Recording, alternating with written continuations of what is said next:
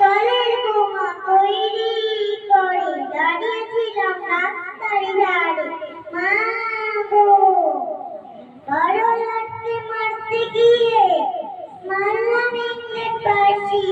একবার বিদায় দে মা, ঘুরে আসি।